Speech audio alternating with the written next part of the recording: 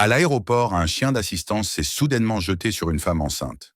Personne ne comprenait ce qui se passait jusqu'à ce que le secret choquant caché sous ses vêtements soit révélé. Abonnez-vous à la chaîne et indiquez dans les commentaires de quel pays vous venez. L'aube se levait à peine sur le vaste aéroport international et déjà le hall principal vibrait d'un mouvement continu, presque hypnotique. Les voyageurs entraient et sortaient comme des flots successifs, chacun absorbé par ses propres urgences, ses propres attentes, ses propres rêves. L'air portait l'odeur mêlée du café fraîchement préparé, de la climatisation trop forte et des parfums qui s'entrechoquaient lorsqu'un groupe de passagers passait trop près d'un autre. Les grandes vitres reflétaient un ciel pâle, encore hésitant entre l'orangé du matin et la froideur du bleu naissant, et les silhouettes qui se découpèrent devant elles semblaient parfois se fondre dans une sorte de ballet désordonné, mais étrangement harmonieux. Pour la plupart des gens présents ce matin-là, ce n'était qu'un autre voyage, un autre départ ou un autre retour. Pourtant, pour l'officier Adam Ridge, chaque journée de service était une vigilance silencieuse, un défi renouvelé auquel il se préparait avec la même rigueur. À sa jambe avançait son partenaire, Cooper, un berger allemand massif à la robe épaisse et sombre, dont les yeux ambrés scrutaient sans relâche les couloirs remplis de passagers. Depuis 4 années, ils formaient une équipe dont la cohésion tenait presque de l'instinct. Ils avaient traversé ensemble les situations les plus délicates. Menaces explosives, alertes nocturnes, évacuations, contrôle à haute tension. À force de travailler côte à côte, Adam avait fini par comprendre les moindres mouvements de Cooper comme s'ils étaient les siens, et Cooper, de son côté, semblait deviner les pensées de son maître avant même qu'il ne les exprime. En ce début de matinée, Adam ressentait cette tranquillité trompeuse qui précède souvent les événements inattendus. La routine avait quelque chose d'apaisant.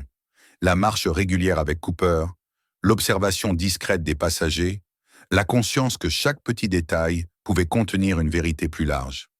Pourtant, malgré cette sérénité apparente, il ne relâchait jamais tout à fait sa garde. L'aéroport était un organisme vivant où chaque jour, des milliers d'histoires se croisaient sans se toucher. Certaines d'entre elles, il le savait, n'étaient pas aussi innocentes qu'elles en avaient l'air. Cooper, jusque-là calme et concentré, s'arrêta soudain. Adam sentit immédiatement la tension dans la laisse. Ce mince signal qui, au fil des années, était devenu pour lui une sorte d'alarme instinctive. Le corps du chien se raidit et s'allongea légèrement vers l'avant, comme si son esprit s'était élancé avant son corps. Il reniflait l'air avec rapidité, ses flancs se soulevant en rythme et ses oreilles pivotèrent dans une direction précise. C'était un comportement qu'Adam connaissait bien. Quelque chose avait attiré son attention, une odeur ou un indice que lui seul pouvait percevoir. Pourtant, après quelques secondes, Cooper relâcha la tension, reprit sa marche et se fondit à nouveau dans la cadence régulière de leur ronde. Adam haussa légèrement les sourcils, étonné mais non inquiet. Dans un lieu saturé de parfums, d'effluves alimentaires et de produits divers, il n'était pas rare que Cooper réagisse brièvement avant d'écarter une piste non pertinente. Adam décida de rester attentif, sans pour autant s'alarmer. Il n'eut pas besoin d'attendre longtemps pour comprendre que ce premier frémissement n'était pas un hasard. 1 minute plus tard, les portes coulissantes s'ouvrirent et laissèrent entrer une femme à la démarche hésitante. Elle portait un long manteau gris qui descendait jusqu'aux genoux, d'une coupe ample qui mettait son ventre arrondi bien en valeur. Ses cheveux blonds, légèrement décoiffés, retombaient en mèches fines autour de son visage pâle. Elle avait l'air fragile, presque effacée, comme si elle cherchait à se glisser au milieu de la foule, en espérant ne pas attirer le moindre regard. Elle tenait 2 sacs en papier épais contre elle, et sa manière de marcher semblait marquée par une prudence inhabituelle, comme si chaque pas risquait de faire éclater un secret qu'elle cachait avec une angoisse silencieuse. Adam posa instinctivement un regard plus attentif sur elle, sans encore savoir pourquoi. Ce n'était pas son apparence en soi qui attirait l'attention. Des femmes enceintes, il en voyait presque chaque jour à l'aéroport. Non, ce qui l'intriguait, c'était cette espèce de volonté désespérée de passer inaperçu, cette façon presque trop parfaite de ne croiser le regard de personne, de réduire sa présence dans l'espace.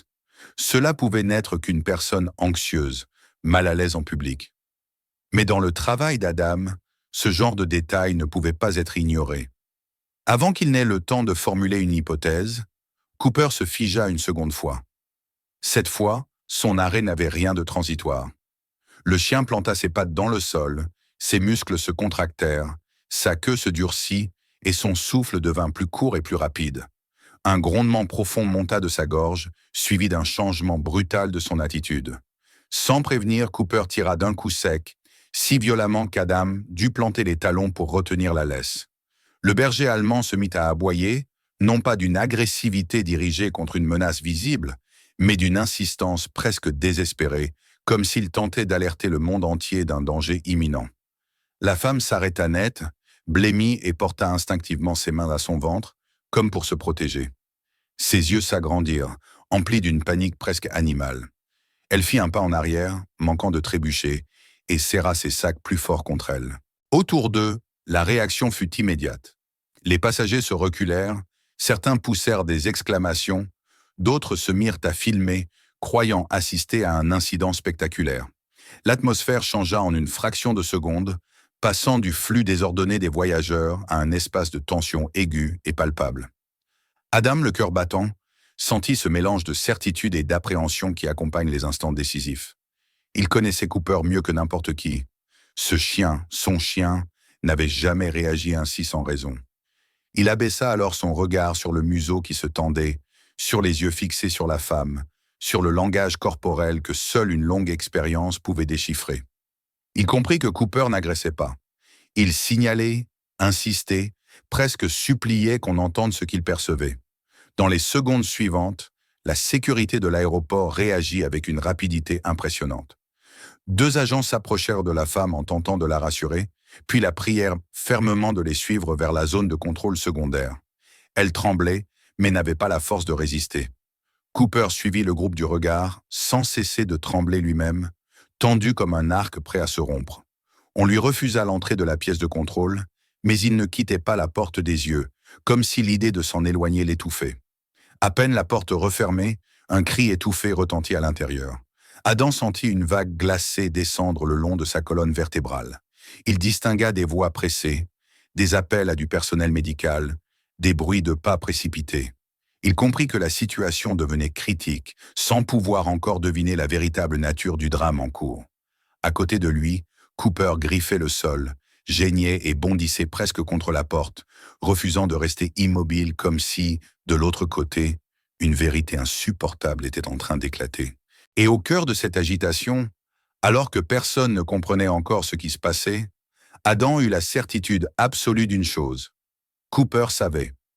Le chien avait perçu une menace bien avant que quiconque ne la voie, une menace invisible aux yeux humains, mais si évidente pour lui qu'il en avait perdu toute retenue. Il ne restait plus qu'à découvrir ce qu'il avait décelé et à quel point cela changerait le destin de plusieurs vies. La suite, Adam le pressentait déjà, ne ferait que confirmer que ce matin n'avait rien d'ordinaire. Et que cette femme, loin d'être simplement une voyageuse angoissée, portait un secret capable de bouleverser tout un réseau criminel, et peut-être bien davantage encore. À peine la porte s'était-elle refermée derrière la jeune femme que l'atmosphère dans la petite salle de contrôle se transforma en un tourbillon de tension et de confusion. L'espace, pourtant équipé pour recevoir des voyageurs nécessitant un examen plus approfondi, semblait soudain trop étroit, saturé de respirations haletantes et de gestes précipités. La lumière crue des néons tombait sur le visage livide de la femme, accentuant chaque ride de douleur qui barrait son front, chaque tremblement qui secouait ses mains crispées contre son ventre. Elle tentait de respirer régulièrement, mais son souffle s'échappait en saccades irrégulières, comme si elle avait perdu la maîtrise de son propre corps. Ses jambes cédaient par moments sous son poids, et l'un des agents dut la soutenir pour l'empêcher de glisser au sol. Un médecin, convoqué en urgence, accourut presque aussitôt, un stéthoscope encore pendu négligemment autour du cou. Il s'approcha de la femme avec une inquiétude palpable, cherchant d'abord à comprendre la nature de son malaise. Sur son visage se lisait un mélange d'habitude et de perplexité. Il avait vu des voyageurs pris de malaise, des femmes enceintes souffrir de contractions, des personnes s'évanouir sous l'effet du stress ou d'une hypoglycémie. Mais ce qu'il observait maintenant n'entrait dans aucune catégorie qui lui était familière. La femme gémit, pliée en deux, et des larmes jaillirent de ses yeux, non pas tant de douleur que de panique. Ses doigts s'accrochaient désespérément au tissu de son manteau, comme si elle cherchait à empêcher quelque chose de se déchirer en elle. Les agents tentaient de lui parler, de la rassurer, mais elle semblait ailleurs, perdue dans un vertige qui la dépassait. Ce n'était pas le comportement d'une femme en travail, encore moins celui d'une femme en fin de grossesse. Quelque chose se produisait dans son corps, quelque chose d'inhabituel, de dangereux, et cela se voyait dans son regard brouillé de terreur. Au même moment, de l'autre côté de la porte, Cooper continuait de gratter frénétiquement le sol, laissant des traces sur le carrelage. Son corps puissant frémissait comme tendu par une force invisible, et ses yeux restaient fixés sur la paroi qui le séparait de la scène à l'intérieur. Adam, appuyé contre le mur, observait ce comportement avec une inquiétude qui lui mordait les entrailles. Depuis qu'il connaissait Cooper, jamais le chien ne s'était montré aussi agité, aussi insistant. Une part de lui, la part la plus rationnelle, tentait d'analyser la situation avec méthode. Mais l'autre part, celle forgée par d'innombrables interventions côte à côte avec son chien, lui hurlait qu'il se trouvait face à quelque chose de grave. Dans la salle, le médecin demanda à l'équipe de poser la femme sur la table d'examen. Ses mains tremblaient légèrement lorsqu'il installa le capteur pour surveiller le rythme cardiaque. Les chiffres défilaient sur l'écran. Instables, incohérents. Le pouls montait, puis chutait brusquement, comme si le cœur de la femme tentait désespérément de s'adapter aux changements brusques dans son organisme. Son teint virait du pâle à un gris inquiétant, et des gouttes de sueur glissaient le long de ses tempes. Le médecin fronça les sourcils. Quelque chose n'allait vraiment pas. Il ordonna d'apporter immédiatement de quoi effectuer une échographie, espérant comprendre ce qui se produisait sous la surface. Lorsque la sonde fut appliquée contre le ventre de la femme, un silence épais tomba dans la pièce. Les agents, d'ordinaire 6 sur 2, retinrent leur souffle. Le médecin, concentré sur l'écran, vit apparaître des images qu'il ne parvenait pas, d'abord, à interpréter. Il attendait les contours familiers d'un fœtus, un profil, un os, une forme identifiable. Mais ce qu'il voyait n'avait rien de biologique. L'image révélait une masse aux lignes trop régulières, trop lisses, trop artificielles. Une enveloppe similaire à une membrane, formant une cavité ronde qui ne ressemblait en rien à un utérus humain. À l'intérieur, plusieurs petits cylindres organisés de manière géométrique, comme incrustés dans une structure conçue pour les dissimuler. Le cœur du médecin manqua un battement. Il augmenta la luminosité de l'écran pour s'assurer qu'il ne s'agissait pas d'un artefact, d'un reflet, d'un dysfonctionnement de l'appareil. Les agents se rapprochèrent pour regarder l'écran à leur tour, et un frisson collectif parcourut la salle. La femme n'était pas enceinte. Ce que tous avaient appris pour un ventre de future mère n'était qu'une illusion méticuleusement fabriquée. Il s'agissait d'un dispositif inséré dans son abdomen avec une précision choquante, destiné à transporter des substances que l'on préférait garder loin des yeux des autorités. L'un des cylindres semblait endommagé. Le contenu, d'après la densité visible sur l'échographie, s'était probablement répandu à l'intérieur du corps, empoisonnant lentement la femme de l'intérieur. Le médecin se raidit, conscient du danger immense que cela représentait. Une fuite de substances chimiques à l'intérieur d'un corps humain pouvait provoquer un choc, un arrêt cardiaque ou un empoisonnement systémique en quelques minutes. La femme suffoquait, ses lèvres s'étaient bleutées et ses gémissements devenaient plus faibles. Alors que les agents appelaient en urgence une équipe médicale spécialisée, l'un d'eux fit part aux médecins de ce qu'ils avaient constaté à l'extérieur. L'intervention immédiate de Cooper, l'alerte donnée contre toute attente, son insistance. Le médecin hocha la tête, conscient que sans la réaction du chien, la femme serait probablement déjà morte. Il réalisa que Cooper avait détecté une anomalie que personne d'autre n'avait perçue. Il s'empressa de donner des instructions pour stabiliser la patiente, administrer des antidotes, préparer une intervention visant à retirer l'objet avant qu'il ne provoque davantage de dégâts. Quelques minutes passèrent, longues et tendues, durant lesquelles chaque geste comptait. Lorsque finalement la jeune femme fut stabilisée, son souffle devint moins erratique et sa tension se régularisa légèrement. Elle fut transférée dans une salle voisine, plus calme, pour être surveillée étroitement. Lorsqu'elle ouvrit les yeux, sa respiration encore hésitante, elle chercha du regard quelqu'un à qui accrocher la moindre étincelle de compréhension. Elle semblait lutter pour recoller les fragments de réalité qui l'entouraient. Ses lèvres s'entr'ouvrirent, mais aucun son ne sortit d'abord.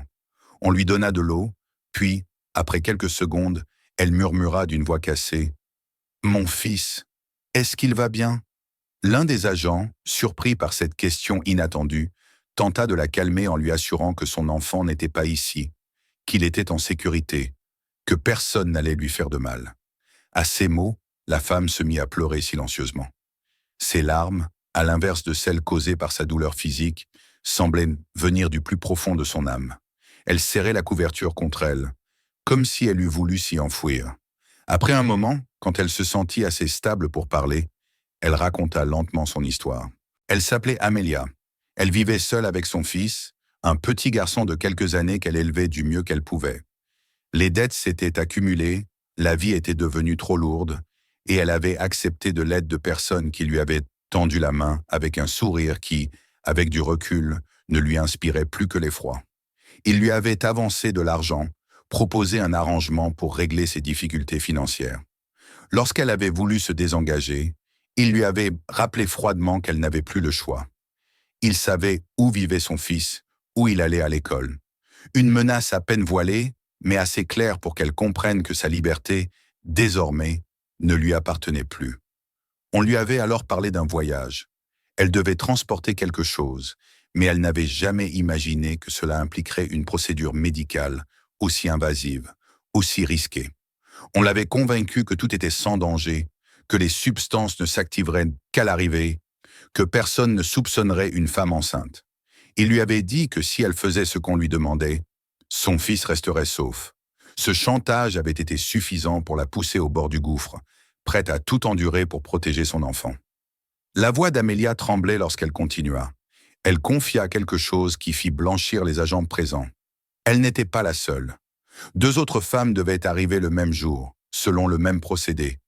Elles ignoraient peut-être elles-mêmes le danger qu'elles couraient. Le dispositif placé dans son abdomen contenait un concentré chimique dont les concepteurs eux-mêmes ne mesuraient peut-être pas la violence. Si une capsule fuyait, comme cela avait été son cas, les conséquences pouvaient être fatales. Lorsqu'Adam entendit cette révélation, son cœur se serra. Il comprit que l'intervention de Cooper n'avait pas seulement sauvé la vie d'Amelia, mais avait ouvert la porte à une vérité bien plus sombre. Les mots de la jeune femme prenaient un sens lourd de menace. D'autres pouvaient être en train de marcher, à cet instant précis, dans l'aéroport, portant en elles un dispositif prêt à les tuer sans prévenir. Il n'y avait plus une seconde à perdre. Le danger n'était plus seulement une hypothèse, mais une certitude. Dans la salle adjacente, Cooper, épuisé par l'intensité de ses émotions, restait allongé sur le sol, la tête entre les pattes, mais les yeux toujours fixés vers la porte, comme s'il attendait un signal, un ordre, une nouvelle mission. Adam s'accroupit à ses côtés, posa une main sur sa nuque chaude et sentit la respiration profonde mais tendue du chien. Il savait que ce n'était que le début. Il devait retourner dans le hall, le plus vite possible. Il y avait 2 autres vies à sauver, et peut-être, derrière ces vies, toute une organisation à démanteler. Il se releva, le regard durci par la détermination. Cooper se redressa aussitôt, comme mu par la même tension intérieure. Ensemble, ils quittèrent la zone médicale. Le silence oppressant de la salle laissa place au brouhaha du hall principal, mais cette fois, Adam ne l'entendait plus comme un simple bruit de fond. Chaque voix, chaque pas, chaque souffle lui rappelait l'urgence de leur tâche. Ils n'avaient plus qu'une seule direction, là où Cooper les guiderait. L'aéroport, quelques minutes plus tôt encore si banal, devenait désormais le théâtre d'une mission vitale. 3 femmes avaient été prises au piège d'un réseau sans scrupules. L'une avait été sauvée. Les 2 autres ignoraient tout du danger mortel qu'elles transportaient. Adam sentit une vague glacée lui parcourir la colonne vertébrale. Il avait déjà connu des situations dangereuses, mais jamais avec une menace aussi diffuse, aussi intime, aussi insidieuse. Cette fois, l'ennemi n'était pas une arme cachée dans une valise ou un explosif dont on pouvait détecter les composants. Cette fois, l'ennemi se trouvait dans le corps même de femmes terrifiées qui croyaient protéger leur famille. Cooper, baissant légèrement la tête mais gardant les oreilles dressées, inspira profondément. Il savait déjà ce qu'il devait faire. Et Adam savait qu'il n'avait jamais eu autant besoin de lui qu'en cet instant. Lorsque Adam et Cooper quittèrent la zone médicale pour regagner l'immense hall de l'aéroport, La transition entre l'atmosphère tendue de la salle d'examen et la cacophonie familière du terminal produisit un contraste presque violent. Pourtant, rien ne semblait plus anodin à présent. Chaque pas résonnait d'une urgence nouvelle. Chaque visage dans la foule paraissait receler un potentiel danger ou une détresse cachée. L'écho étouffé des annonces et le tintement des roulettes de valises n'avaient plus rien d'un décor banal. L'aéroport tout entier devenait un champ d'opération où chaque seconde pouvait déterminer la vie ou la mort de deux femmes encore introuvables. Amelia était désormais en sécurité relative, surveillée par les médecins et protégée par les agents. Mais la menace qu'elle avait révélée restait suspendue au-dessus de leur tête comme une ombre grandissante. Deux autres femmes, portant le même fardeau toxique, marchaient sûrement en ce moment même dans le dédale des halls, inconscientes du danger de mort qu'elles portaient en elles. Adam sentait son cœur battre plus vite qu'il ne voulait l'admettre. Il n'avait pas le droit à l'erreur. Il se souvenait trop bien du regard paniqué d'Amelia, de sa voix tremblante lorsqu'elle parlait de son fils, et du frisson glacé qu'il avait parcouru à l'idée qu'une seconde femme puisse, à cet instant précis, être en train de s'effondrer quelque part, victime silencieuse d'un dispositif conçu par des gens qui ne voyaient en elle qu'un moyen de transport. Cooper se tenait à sa gauche, vigilant, la tête légèrement baissée, mais les oreilles droites, prêtes à capter la moindre déviation dans le tissu sonore qui les entourait. Le chien semblait animé par une pleine conscience de la tâche à accomplir, comme s'il avait intégré la gravité de leur mission. Chaque inspiration du berger allemand semblait disséquer les odeurs dans l'air avec une précision qui dépassait l'entendement humain.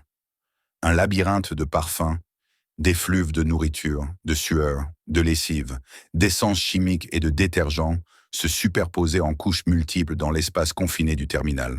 Pourtant, Cooper avançait d'un pas assuré, avec cette certitude sévère qu'Adam avait toujours su respecter. Sous ses yeux, les passagers défilaient, certains pressés, d'autres hésitants, certains absorbés par leurs écrans, d'autres perdus dans leur propre fatigue. Des enfants couraient entre les jambes des adultes, des employés d'aéroport poussaient des chariots remplis de bagages, des touristes observaient les panneaux lumineux en essayant de comprendre leur porte d'embarquement. Le monde continuait, insouciant, à vivre son rythme. Mais au milieu de ce flux, la silhouette d'une femme transportant la mort dans son propre ventre pouvait à tout moment apparaître. Adam savait qu'il devait suivre Cooper sans interférer. La moindre hésitation pourrait les faire perdre une piste. Le moindre doute pouvait les éloigner de la seconde femme, peut-être déjà affaiblie par une fuite lente du liquide toxique caché dans son abdomen. Bien qu'il tentât de garder son esprit clair, des images d'Amelia s'imposaient malgré lui. Son teint gris, sa respiration affolée, sa voix étranglée par la peur. Il se demanda combien de temps les deux autres victimes avaient avant de défaillir. Était-il déjà trop tard pour l'une d'elles? Ou pouvait-il encore inverser le cours des choses? Cooper s'arrêta brusquement. Adam sentit la tension parcourir la laisse comme une décharge électrique. Le chien renifla l'air plus intensément, orientant son museau vers une zone plus dense de passagers, venant tout juste de franchir les portes d'arrivée. L'odeur qu'il cherchait semblait flotter quelque part au milieu de ce groupe. Ses yeux suivirent un point invisible, et Adam comprit que ce moment-là était crucial. Le chien venait de repérer une trace. C'était le même comportement que celui qu'il avait manifesté avant de foncer sur Amelia. Ils s'avancèrent dans la direction indiquée par Cooper, Adam légèrement courbé pour ne pas perdre la tension du geste. À mesure qu'ils approchaient, Adam vit une femme d'une trentaine d'années, portant un manteau sombre, avancer avec une raideur qui ressemblait plus à une contrainte qu'à un inconfort de grossesse. Elle avait un air fatigué, presque absent. Son visage, d'une pâleur troublante, reflétait un mélange de peur contenue et d'épuisement. Ses bras entouraient son ventre avec la même rigidité artificielle qu'Amelia. Chaque pas semblait réglé pour ne pas attirer l'attention, et pourtant, chacun trahissait une détresse profonde. Cooper bondit en avant, aboyant avec une force qui surprit plusieurs passagers. Le son claqua dans l'air, provoquant un recul immédiat de la foule. On entendit des exclamations de surprise, des pas précipités, le bruit d'un sac qui tombait au sol. La femme se figea, ses yeux s'écarquillant dans un mélange de peur et de résignation. Adam vit dans ce regard une lueur déchirante, semblable à celle d'Amelia. La femme semblait déjà se considérer vaincue, comme si elle avait attendu ce moment sans oser le craindre ouvertement. Les agents de sécurité n'eurent besoin que de quelques secondes pour intervenir. Ils entourèrent la femme en lui demandant calmement mais fermement de les suivre.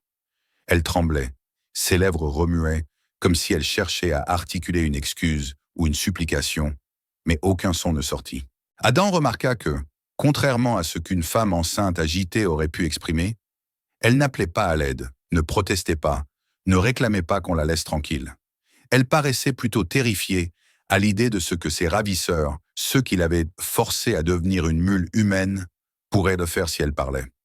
Ce silence, plus éloquent que n'importe quel cri, serra la poitrine d'Adam. À peine la femme fut-elle éloignée sous protection que Cooper se remit en mouvement. Il n'avait pas terminé sa mission. Il tirait déjà sur la laisse, poussé par cette même odeur chimique, cette empreinte invisible laissée par les substances dangereuses contenues dans ces dispositifs artificiels. Adam n'eut pas le temps de réfléchir davantage. Ils traversèrent une zone plus calme du terminal, puis une allée menant vers les sorties secondaires, où des employés et quelques voyageurs isolés évoluaient dans un espace moins encombré. C'est là que Cooper s'arrêta de nouveau, son corps tendu comme une corde d'arc.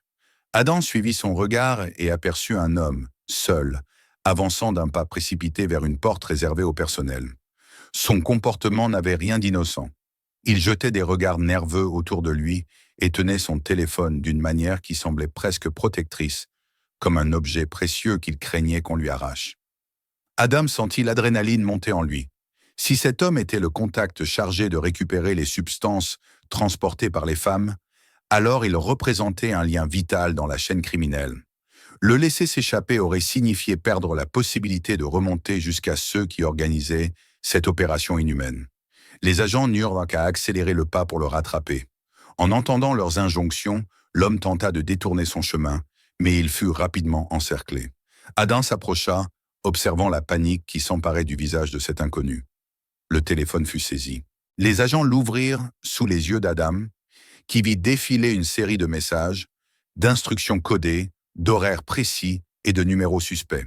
Il y avait là de quoi prouver l'existence d'un réseau organisé, utilisant des femmes vulnérables pour faire passer des substances dangereuses sans attirer l'attention. Pendant que les agents sécurisaient la scène, Cooper resta immobile, observant l'homme avec une intensité glaciale. Le chien semblait comprendre qu'il venait de capturer une pièce centrale du puzzle, l'individu qui liait directement les victimes au commanditaire.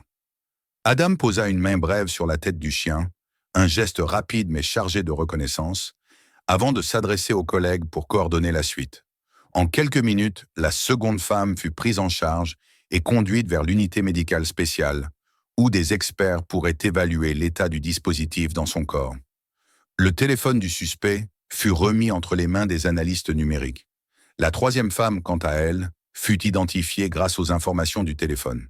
Elle était en approche et les agents se mirent immédiatement en route pour l'intercepter à sa sortie. Le réseau commençait à se fissurer, chaque élément dévoilant le suivant comme des dominos, alignés trop parfaitement pour résister à la première chute. Lorsque les tensions immédiates s'apaisèrent, Adam sentit une bouffée de soulagement le traverser. Le danger n'était pas totalement écarté, mais il venait de déjouer un plan d'une cruauté insidieuse. Ils avaient sauvé des vies, peut-être plus que ce qu'ils pouvaient encore estimer. Cooper, désormais assis à ses pieds, haletait légèrement, comme s'il laissait retomber le poids de la mission accomplie. Ses yeux ambrés se posèrent sur Adam avec une douceur rare, où se mêlaient fatigue et une certitude silencieuse. Ils avaient accompli ce qu'ils devaient faire. La nuit approchait, et l'aéroport se couvrait peu à peu d'une lumière plus tamisée, presque feutrée. Le flot de passagers continuait, mais pour Adam, tout semblait s'être ralenti. Le brouhaha habituel paraissait plus lointain, comme étouffé par l'importance de ce qu'il venait d'accomplir. Il savait que la journée n'était pas encore terminée, mais pour la première fois depuis le début de cette épreuve, une brèche de répit semblait s'ouvrir devant lui. Il observa Cooper un instant, sentant le calme revenir en lui. Au-delà du chaos, au-delà du danger, une vérité éclatante s'imposait. Ce chien avait sauvé bien plus que ce qu'un simple rapport de mission pourrait un jour contenir. Et tandis qu'il se préparait à sortir vers la nuit tombante, Adam comprit que leur histoire ne s'arrêtait pas là. La nuit leur offrirait un moment de répit, mais elle serait aussi l'heure d'un retour à eux-mêmes, d'un regard posé sur ce qui venait de se passer, avant qu'un nouveau jour ne demande à nouveau leur courage. Il restait encore un peu de lumière dehors lorsqu'ils franchirent les portes automatiques, laissant derrière eux le tumulte du terminal. La nuit les accueillit avec sa fraîcheur et, dans son calme profond, Adam sut qu'il porterait longtemps en lui la trace de cette journée où un simple chien avait su, mieux que quiconque, reconnaître la détresse, la menace et la vie qui cherchait désespérément à survivre. La nuit était déjà bien avancée lorsqu'Adam et Cooper regagnèrent l'extérieur du terminal, laissant derrière eux l'agitation continue de l'aéroport. L'air frais les enveloppa aussitôt, offrant un contraste bienvenu avec la chaleur, le mouvement et le bruit du hall où ils avaient passé la journée entière à courir contre le temps. La lumière diffuse des lampadaires se reflétait sur le bitume humide et les pistes d'envol, plus loin, scintillaient comme des rubans de feu, découpant l'obscurité en longues lignes lumineuses. Le bourdonnement lointain des moteurs d'avion montait comme une respiration, régulière, presque apaisante. C'était un moment suspendu, fragile, où l'urgence enfin retombée laissait place à une fatigue profonde, mais étrangement sereine. Adam s'assit contre le pare-choc du véhicule de patrouille, relâchant d'un seul geste la tension accumulée dans ses épaules. Il sentit la morsure légère du métal froid à travers sa veste et se laissa aller en arrière, le visage tourné vers le ciel sombre. Cooper, fidèle à une routine silencieuse et presque rituelle, s'allongea à ses pieds, son large corps venant s'étirer sur le béton dans un soupir que l'on aurait presque pu qualifier de soulagement. Le chien posa sa tête entre ses pattes, mais ses yeux restèrent ouverts, deux éclats ambrés réfléchissant les lumières environnantes avec une tranquillité attentive. Adam posa distraitement sa main sur la tête de son compagnon et sentit la douceur chaude de sa fourrure. C'était un contact simple, mais il portait en lui tout ce que les mots ne pouvaient exprimer. Les heures qui venaient de s'écouler pesaient lourdement dans la mémoire d'Adam. Il revoyait encore la panique dans les yeux d'Amelia, ses mains crispées autour de son ventre réceptacle d'un secret terrible. Il revoyait l'image du premier écran, montrant cette masse artificielle qu'on lui avait implantée pour en faire une mule humaine. Il revoyait l'homme tenter de s'enfuir, ses gestes nerveux, le frôlement de la catastrophe, évité de justesse. Et surtout, il revoyait Cooper, à tous ses instants, tendu vers l'essentiel, animé d'une conviction instinctive aussi pure que fulgurante. L'idée même qu'une seule hésitation aurait pu coûter la vie à plusieurs innocents lui glaçait le sang. Il comprenait, avec une évidence presque douloureuse, que certaines décisions se prenaient en une fraction de seconde et que leur impact se répercutait longtemps après que le moment soit passé. Il imagina un instant ce qui aurait pu se produire si, au matin, il avait ignoré le premier signal de Cooper. La femme aurait traversé les contrôles sans encombre, elle serait montée à bord de son avion, pensant seulement au fil de la menace qui étreignait sa vie et celle de son enfant. Sur le trajet, peut-être même dans les airs, la fuite aurait pu s'accélérer, les substances toxiques pénétrant son organisme de manière fatale. Elle serait morte seule, terrifiée, croyant que c'était le prix à payer pour protéger son fils, tandis que les trafiquants auraient récupéré leur cargaison et cherché d'autres victimes pour recommencer. Adam respira plus profondément, comme pour chasser cette vision funèbre. Il comprit qu'il n'avait pas sauvé seulement les femmes, mais aussi les enfants auxquels elles étaient liées, les vies innocentes en aval de ce système cynique. Son regard se posa sur Cooper, qui levait maintenant les yeux vers lui sans bouger la tête. Il y avait dans ce regard une sagesse ancienne, calme et sauvage à la fois, la conscience profonde de quelqu'un qui ne s'était jamais laissé corrompre par la duplicité humaine. Les hommes jugent trop vite, se fient aux apparences, se laissent manipuler par leurs émotions ou leurs peurs. Ils voient une femme enceinte et ils n'imaginent pas une seule seconde qu'elle puisse être porteuse de mort malgré elle. Ils voient un visage fatigué, une démarche hésitante et y projettent leur empathie plutôt que leur vigilance. Ils voient le fragiliser avant de voir le danger. Cooper, lui, ne voyait ni fragilité ni culpabilité. Il ne connaissait ni préjugés ni indulgence mal placée. Il suivait ce que son odorat lui dictait, ce qu'il percevait avec une acuité inaccessible aux hommes. Il ne se laissait pas tromper par les illusions que les humains se fabriquent, parfois malgré eux.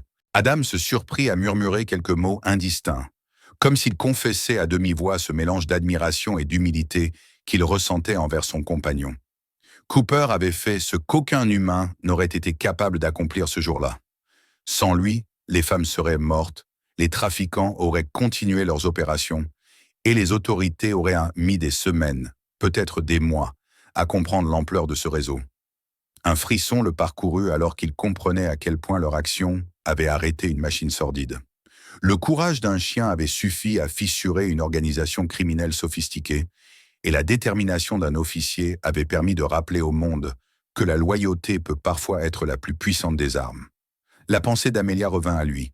Il la revit, allongée sur son lit d'hôpital, les traits assouplis par la tranquillité retrouvée, sans cette panique qui, quelques heures plus tôt, l'avait presque consumée vivante.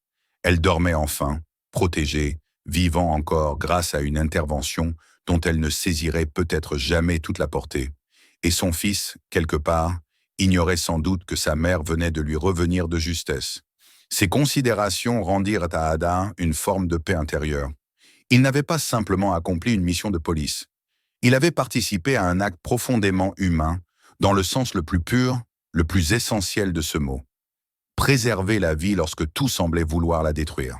Il fouilla dans la poche de sa veste et en sortit le petit paquet de friandises qu'il gardait toujours sur lui, réservé aux moments particuliers. Il choisit la plus grosse, la jeta doucement en l'air, et Cooper la rattrapa d'un mouvement vif, presque joyeux. C'était là leur manière de se parler, un langage silencieux qui faisait écho à tout ce qu'ils venaient de vivre. Le chien remua la queue, lentement, en signe d'une satisfaction calme, sans excès. Il n'y avait pas de triomphe chez lui, simplement la juste conscience d'un travail accompli. Adam sentit une chaleur familière lui envahir la poitrine. Leur duo n'avait rien d'extraordinaire. Il n'y avait ni gloire, ni médaille, ni caméra pour immortaliser leur acte. Et pourtant, dans l'ombre de cette nuit tranquille, ils venaient d'être les gardiens d'une vérité précieuse, celle des vies humaines protégées sans bruit. Il observa le ciel, attiré par une lueur qui perçait entre deux nuages. Une étoile isolée scintillait au-dessus de la piste, fragile et lumineuse, comme une présence silencieuse perdue au milieu de l'immensité noire. Adan sourit légèrement, sans trop savoir pourquoi. Peut-être y voyait-il un signe, une manière symbolique de souligner ce qui venait de se produire. Peut-être n'était-ce qu'une projection de ses propres émotions, ou peut-être était-ce simplement la beauté de ce contraste, une étoile seule dans l'obscurité, comme Cooper dans le chaos de l'aéroport, brillant là où personne ne l'attendait. La lumière douce de l'astre reflétait dans les yeux de Cooper, et l'image toucha profondément Adam. Il se dit que le monde regorgeait de héros invisibles, qui n'avaient pas besoin de faire du bruit pour accomplir l'essentiel. Certains portaient un uniforme, d'autres s'accrochaient à la vie malgré la peur, et d'autres encore, comme Cooper, marchaient sur 4 pattes sans jamais chercher la reconnaissance, mais en laissant pourtant une trace indélébile dans les existences qu'ils touchaient. Adam inspira profondément, laissa la fraîcheur de la nuit envahir ses poumons. Il savait que le lendemain, d'autres passagers traverseraient le terminal, d'autres vies se croiseraient, et d'autres dangers pourraient surgir sans prévenir. Mais pour l'instant, il n'y avait que cette paix fragile. Il posa une dernière fois la main sur la tête de Cooper et murmura quelques mots que seul le chien pouvait entendre. Un remerciement discret, sincère. Cooper ferma les yeux, acceptant cette caresse comme un geste habituel mais lourd de sens. La nuit continuait d'avancer, et l'immense aéroport, malgré son activité, semblait s'assoupir peu à peu sous la voûte étoilée. Adam resta là encore un long moment, à contempler la piste éclairée et le ciel au-delà. L'étoile brillait toujours, immobile et claire, comme un phare silencieux dans l'obscurité. Et alors qu'une brise légère venait effleurer son visage, Adam comprit que certaines batailles se gagnent dans le bruit, mais que les plus importantes se gagnent souvent dans le calme. À ses pieds, Cooper dormait désormais, tranquille, comme si le monde n'avait plus besoin de sa vigilance pour quelques heures. Et Adam, dans la douceur de cette nuit apaisée, se sentit enfin capable de respirer pleinement, conscient d'avoir, ce jour-là, frôlé la fragilité de la vie et d'en être ressorti plus humble, plus reconnaissant et plus lié que jamais à son compagnon fidèle. Continuez à suivre nos histoires. D'autres événements incroyables vous attendent. Abonnez-vous pour ne rien manquer. Et n'oubliez pas de partager cette vidéo avec vos amis, qu'ils découvrent eux aussi la vérité que l'on cache à tout le monde.